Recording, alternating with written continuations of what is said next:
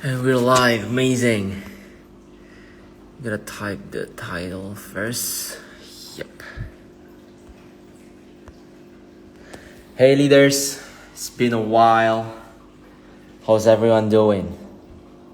Amazing. Thank you for joining in, everyone. It's really amazing. Hey man, Hex successes. It's been a while, everyone. Thank you for jumping in. So guys, today we're gonna be speaking with Evan Carmichael. If you are in YouTube, you will know him. Evan is an amazing entrepreneur who've been featured everywhere and worked with a big company like Google, Xerox, LinkedIn, Microsoft, and many more. So I'm gonna check if Evan is here. Greeting from Spain. Amazing greeting from Indonesia. Nice to meet you. Hey everyone. He's here. I'm gonna add him now.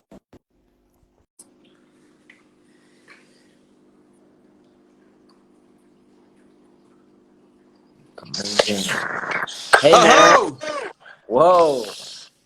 how you doing, man? Doing great. Big fan, man. Big fan.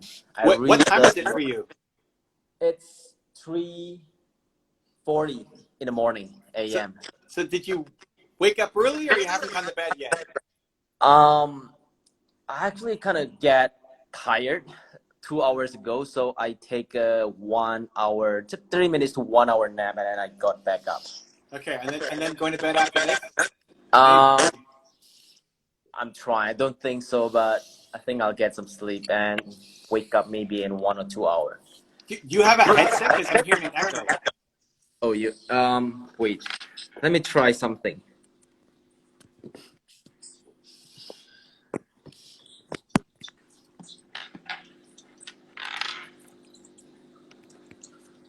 Can you hear me? I hear you. Yeah, there Can we you go. hear me well now? Yeah, that's better. That's better. Awesome, Good. awesome, awesome. Big fan, man. I really love your content over at YouTube. It really educates me, and I'm pretty sure it educates a lot of people. Cool, man. And Evan, I've read your story. It's super genuine and original. I really love it. It took you like 10 years to reach like 2 million subs, right? And then you also say for the first 5 years, you only get to like 7,000 subscriber. And then you met your business manager, Steve, and then Steve helped you to scale to 2 million subs, which is amazing. My question is, what is the motivation to keep you going? Like, for the first 5 year, it's like 7K subs. It sucks. It's really, for a lot of people, they will have given up. They will have stopped. They will have make a lot of excuses. Maybe this is not for me. I think I might have to go to maybe another channel. But you keep going. What is the motivation? Is it something from yourself or from someone else, or is it there specific something that keeps you going? So, I think your purpose comes from your pain. I think whatever you struggled the most with emotionally as a human, when did you feel the lowest as a human? That's what you want to help other people with. To recognize that there's lots of people who right now are suffering with the thing that you suffered from, and they need help, and you could be that help for them. For the numbers, I never felt, even the first 5 years, I never felt like I wanted to quit. I never was attached to just getting the numbers. In the first year of my first video going up, there were 3 people who commented on my video.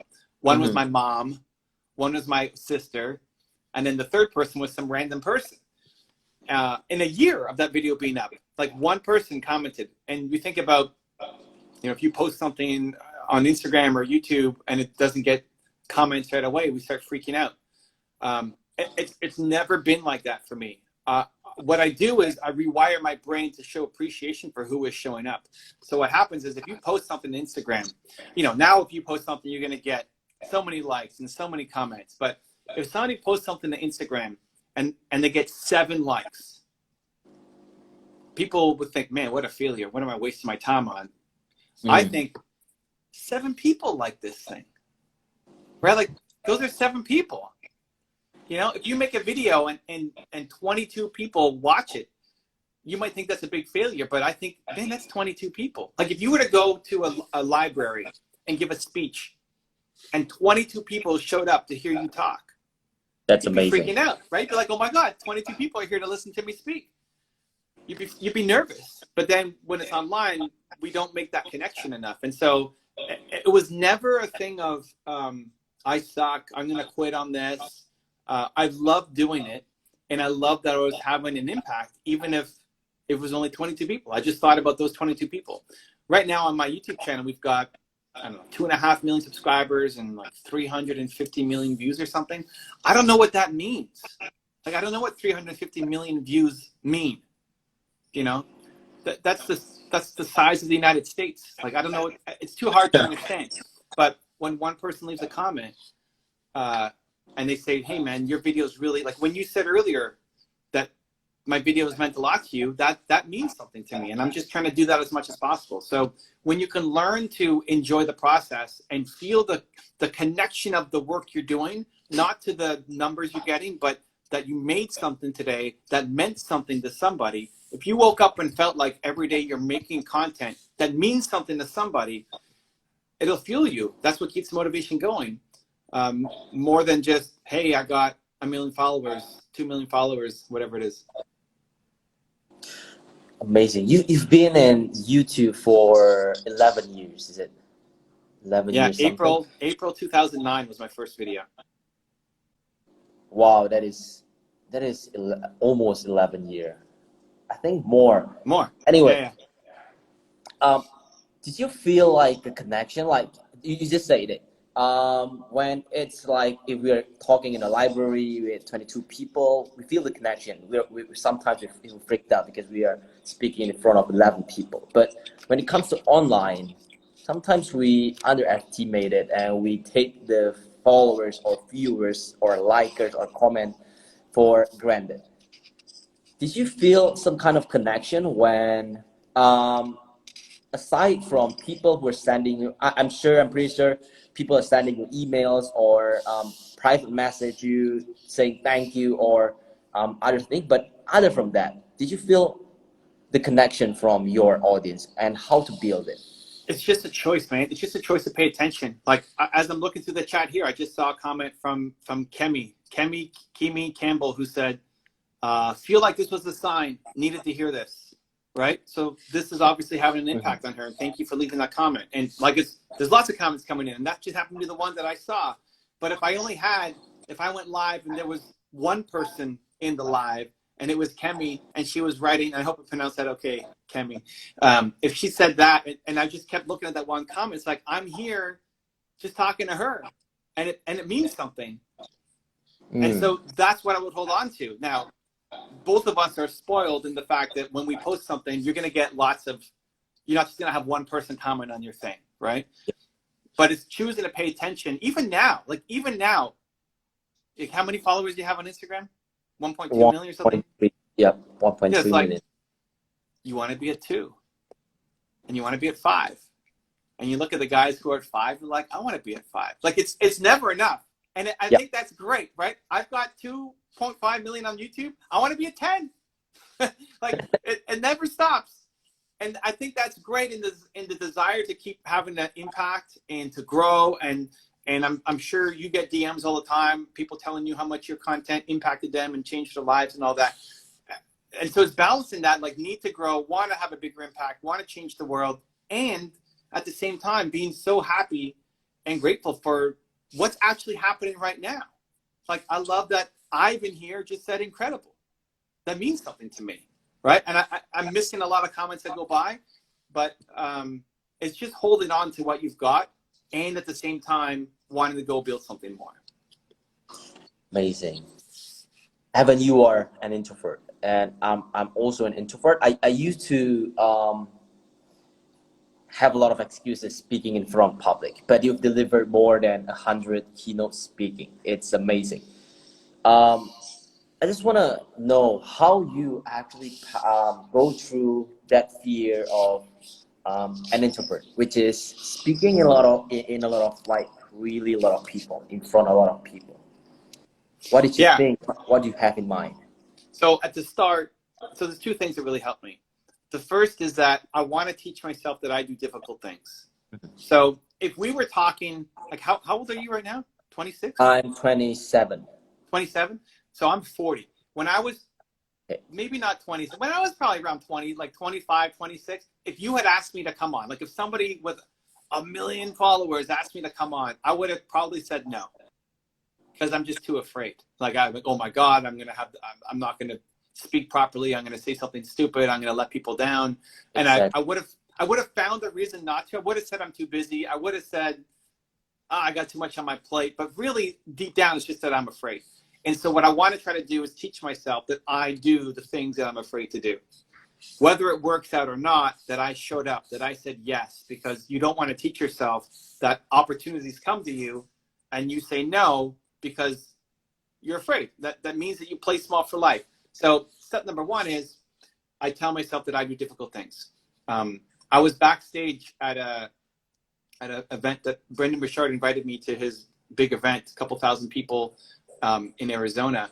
And before I went on stage, the guy was taking a long time to introduce me, their MC, and I don't have slides in my presentation. So I'm set to go talk for an hour, no slides, and I forgot how I was going to start Okay. the thing. So I memorize my intro and then I go and talk. But I forgot how I was going to start. I blank out. I'm having a panic attack backstage. This was last year, right? It's not like when I was 26, right? Last year.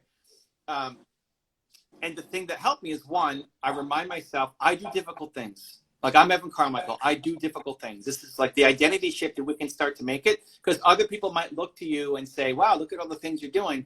But you know you're still playing small in like so many areas. The things that you're afraid to do, just go off and do. And like, it's the greatest thing you can teach yourself, that you do difficult things. And then the second thing that really helps me is service. That it's not even about me. It's about the people. So when I was backstage freaking out, I looked out to the crowd and I said, I have something that can help these people. I have a message that can help. I'm here for them. I'm not here for me. I have to go and help them. So I'd be looking at, I'm looking at the chat and I see Nina here in the house, and Nina's been on a bunch of my live streams and has been super amazing. It's like, I'm here talking to Nina. I'm here talking to Barry. I'm here talking to Deepak, right? And when you can shift it from you to service to helping, at least for me, it calms me down. So that combination of, yes, I'm an introvert, and that held me back for a lot. And it doesn't feel like I'm an introvert on something like this, because I've been talking all day, and I've been doing interviews and podcasts and Google Hangouts and all that all day. But introverts still want to serve. Like, you still want to help people. You still want to make content. And I'm sure for you, getting out in front of the camera was a transition. Exactly. Like, yeah. Here's all your content and the memes and the inspiration and the cars and the numbers, and then, how about, do I show my face? And I'm sure that that's a process, right? Yeah. And yeah. like, how many of these interviews have you done for your account? I think over either almost 20 or over more than 20, but it's true. It's a transition. So when did you start? When was your first interview? Like, roughly. I know it's 3:30 in the morning, and yeah. I think it's like a year probably ago? 2-3 months ago. 2-3 months ago.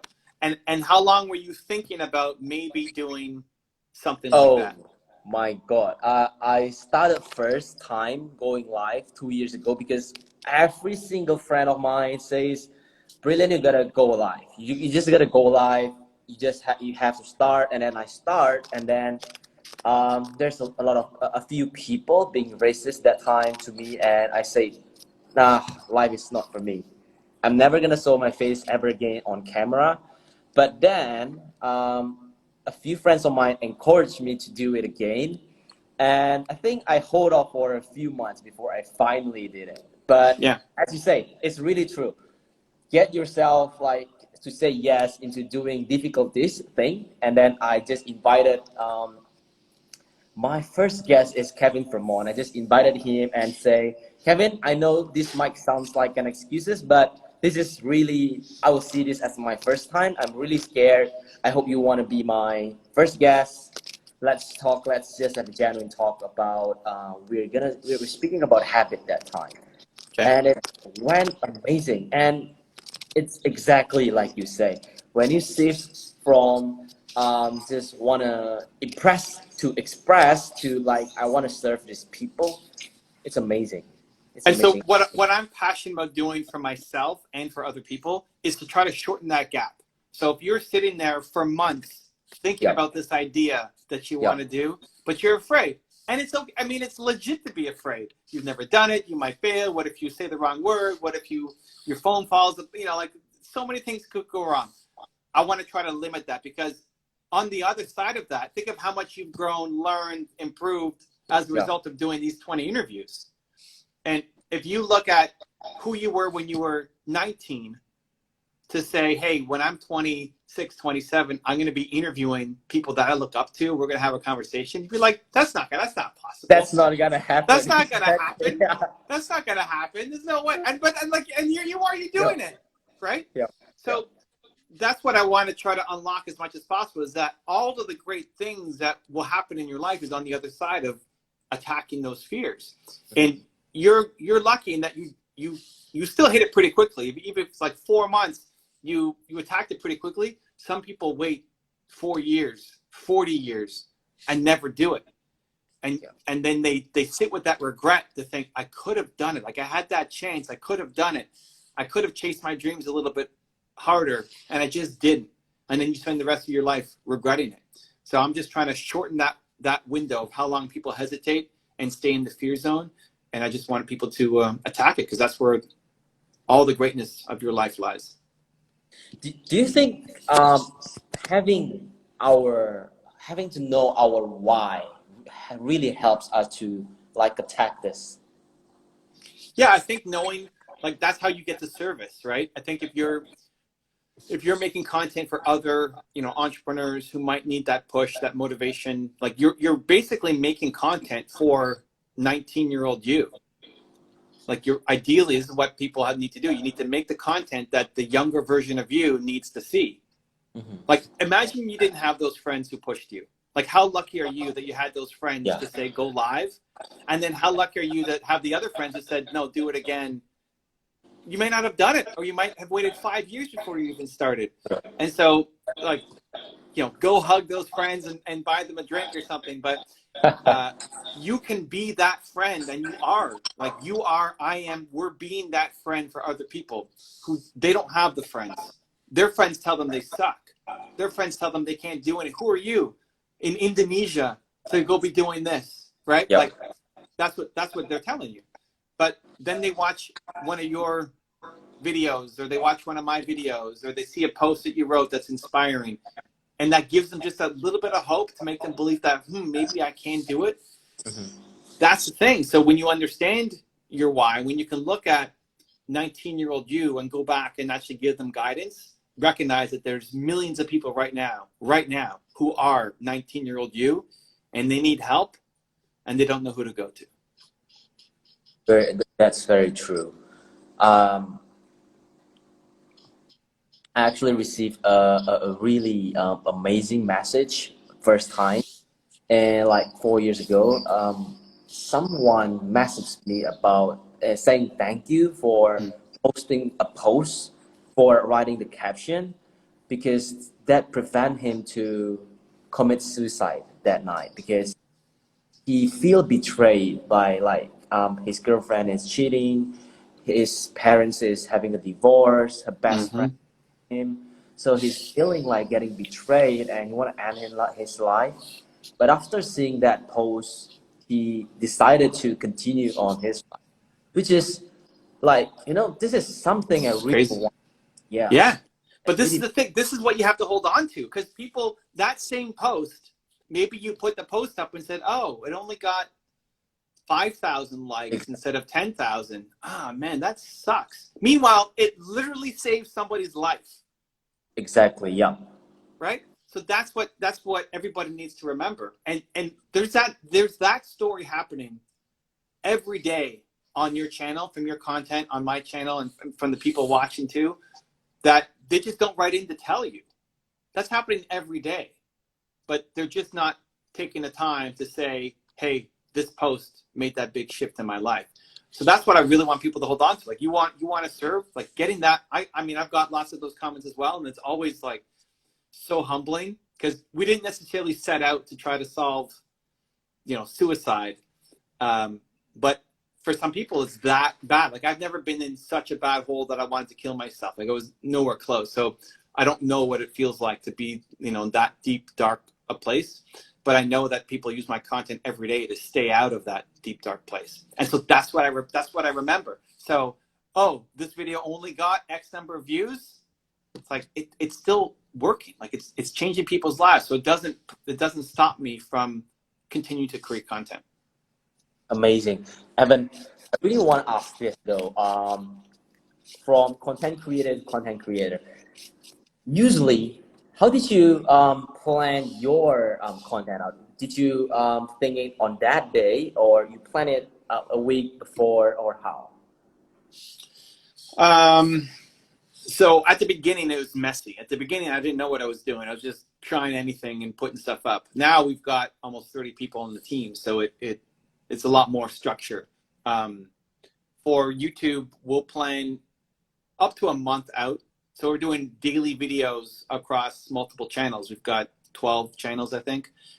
So that doesn't just happen like, okay, post when you want, what you want. You got to have structure. So a month ahead, we're mostly planning, but I'll still come in, and if I want something to go live this Saturday, I'll tweak it and say, no, this one goes live on Saturday. I guess, being the owner, you can do that. But for the most part, everything's kind of planned out.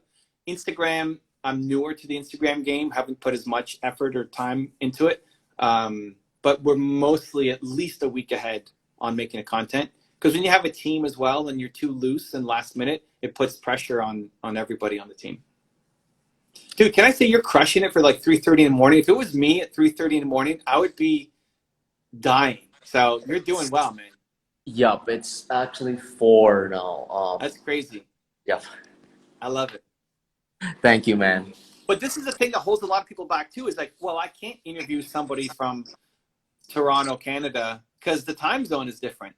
Because it's going to be 3:30 in the middle of the night. Well, and like, that's a decision to show up. Yep, exactly. Right? You showed up. A lot of people have wanted to interview me from Asia, from Australia. I'm just like, oh, the timing doesn't work out. It's like, okay. But here you are, and some others, right? Who's like, no, tell me what time. And I would do the same thing. If somebody I really wanted to get on with, and it was 3:30 in the morning, I'm down. I'll stay up late, or I'll wake up early, and we'll make that. I'll drink a bunch of coffee, because that might be a life-changing conversation. So anyway, exactly. You're crushing it. I love it. Thank you, man. Thank you, man. Evan, one last question. What is it that if this is like the last day you were gonna retire, you're gonna go somewhere, enjoy the rest of your life, what is the one message you really want to say, want people to hear? What is the legacy you want to leave? Well, I don't want to retire, and this is enjoying the rest of my life, right? Like, spreading the message is how I get my enjoyment. But the message would be belief. Like, I think the biggest problem in the world is people don't believe in themselves. You didn't start your interview show for 4 months because you didn't believe in yourself. And luckily somebody helped push you in the right direction to say, hey man, just give it a shot. Like, what's the worst that can happen? And so that's the message for the rest of my life, right? I think a lot of people are doing the wrong thing. I think everybody's got genius. You're a genius at something, but it's probably not what you went to school for, right? Like, you didn't go to school for Instagram or for interviewing people, or for creating digital products. Like, you didn't go to school for that. Your parents didn't teach you that, So, like, the thing that you're great at, that you could be the best in the world at, is probably not what you went to school for or what your parents did for a living. And so you have to go find it. But the problem is people don't believe in themselves enough to think that you could be great at something. And so they never chase it down. And they know, you're capable of more. You know this isn't the best version of you, but you don't know how to attack it. You don't know how to chase it because you don't believe in yourself. And so I'm never going to solve that problem, but I'm waking up every day trying to solve that problem. I really love the community you built, the Believe Nation. It's amazing, man. Thank you for your work. Thank you for serving everyone. It's amazing. Cool, man. Well, thanks for having me, and I hope you get some sleep. For sure, for sure. Thank Much you for love. jumping in. I really appreciate that. Cool. Take care, man. Much love. Take care. Bye bye. Hey guys, that's it from Evan Carmichael, who did something. It's really amazing though. I'm gonna post this replay, so if you feel like you needed some message, you want to hear it back, please go back and hear it. Anyway, I'm gonna get some sleep, maybe for 1 hour before I wake up again. It's 4 a.m. here in the morning. God bless you. Keep amazing, stay amazing. I really love you guys. Thank you for jumping in today. Really, really means a lot to me. Really appreciate it, guys. Bye bye. Take care, guys.